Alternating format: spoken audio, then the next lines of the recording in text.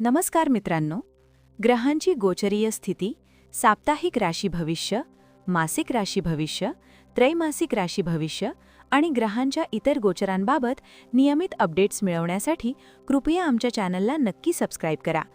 जे मित्र आधीच सबस्क्राईब आहेत त्यांनी all notification bell icon on करा, कारण अनेक वेळा लोक सांगतात की त्यांना व्हिडिओची नोटिफिकेशन मिळत नाही. मला आशा आहे की आपण सर्वजण आमचा चॅनल सबस्क्राईब करून नियमित व्हिडिओ पाहाल. नमस्कार, श्री स्वामी समर्थ. मी आपल्या ज्योतिष गुरु चॅनलवर आपले सर्वांचे पुन्हा एकदा मनपूर्वक स्वागत करते. मला आशा आहे की आपण सर्वजण निरोगी असाल. स्वामीची कृपा आपल्यावर सदैव राहो. आजचा हा व्हिडिओ मेष राशीसाठी खूपच खास आहे, कारण हा व्हिडिओ आहे 8 फेब्रुवारी ते 15 फेब्रुवारी 2026 या कालावधीतील साप्ताहिक राशी भविष्यावर आधारित. माझे साप्ताहिक राशी भविष्य मुख्यतः चंद्राच्या गोचरावर आधारित असते. चंद्र हा एक अत्यंत महत्त्वाचा ग्रह आहे. तो मनाचा कारक आहे. त्याची गती खूप वेगवान आहे आणि तो ज्या भावाशी किंवा ग्रहांशी संबंध जोडतो त्या भावाला खूप सक्रिय करतो. म्हणूनच चंद्राचे गोचर आपल्या मन, विचार, स्वभाव, दृष्टिकोन आणि मानसिक स्थितीवर थेट परिणाम करते. या कारणामुळे साप्ताहिक राशी भविष्य खूप महत्त्वाचे ठरते. आजच्या अंधारमय जीवनात ज्योतिष ही एक अशी विद्या आहे जी आपल्याला मार्गदर्शन करते. ही राशी भविष्य जरी सामान्य आधारावर दिली जात असली तरीही जनरल गायडन्ससाठी खूप उपयोगी असतात. जर तुमची लग्नरास किंवा चंद्ररास मेष असेल तर तुम्ही ही राशी भविष्य नक्की पाहू शकता.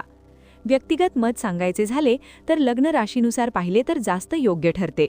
जर ते माहिती नसेल तर चंद्र राशीनुसार पाहू शकता. चंद्राचा आठवड्याचा पहिला भाग. 10 फेब्रुवारी रोजी पहाटे सुमारे 1 वाजता चंद्र तुमच्या अष्टम भावात प्रवेश करेल.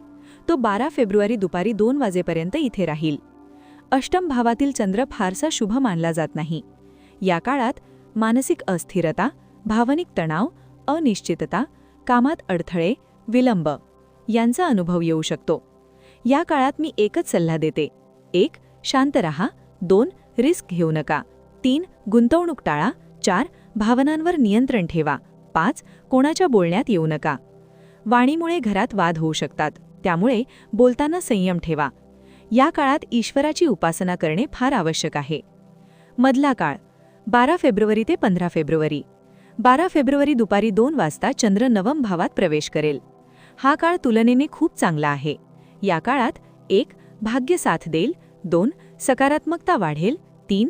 आत्मविश्वास वाढेल. 4. धार्मिक स्थळी जाण्याचा योग. 5. शुभ कार्याची शक्यता.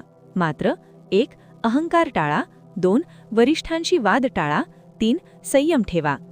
लव्ह लाईफ आणि वैवाहिक जीवनात सुधारणा होऊ शकते. विद्यार्थ्यांसाठी हा काळ स्वतःला सुधारण्यासाठी उत्तम आहे. आरोग्याच्या बाबतीत 1.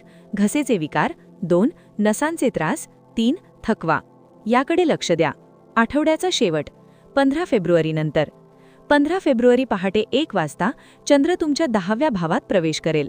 हा काळ अत्यंत शुभ आहे. या काळात 1. चंद्र-मंगळ योग बनेल. 2. यश प्राप्तीचे योग. 3. मानसन्मान वाढेल. 4. प्रॉपर्टी खरेदीचे योग. 5. वाहन खरेदीचे योग. नोकरीत प्रगती, व्यवसायात वाढ. आत्मविश्वास प्रचंड वाढेल. मंगळ उच्च स्थितीत असल्यामुळे पंचमहापुरुष योग तयार होत आहे, जो अत्यंत शुभ आहे. फक्त एकच गोष्ट लक्षात ठेवा. 1. काम नियोजनपूर्वक करा. 2.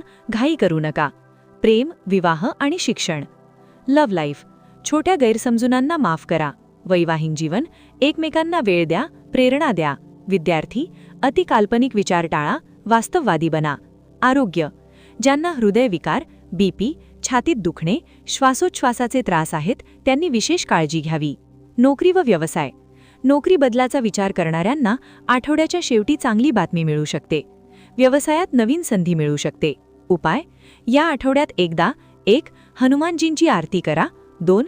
त्यांना फळांचा नैवेद्य अर्पण करा. मला आशा आहे की हा व्हिडिओ आपल्याला उपयोगी ठरेल. नवीन असाल तर चॅनल सबस्क्राईब करा, व्हिडिओ लाईक करा. पुन्हा भेटू पुढील व्हिडिओमध्ये. तोपर्यंत श्री स्वामी समर्थ. धन्यवाद.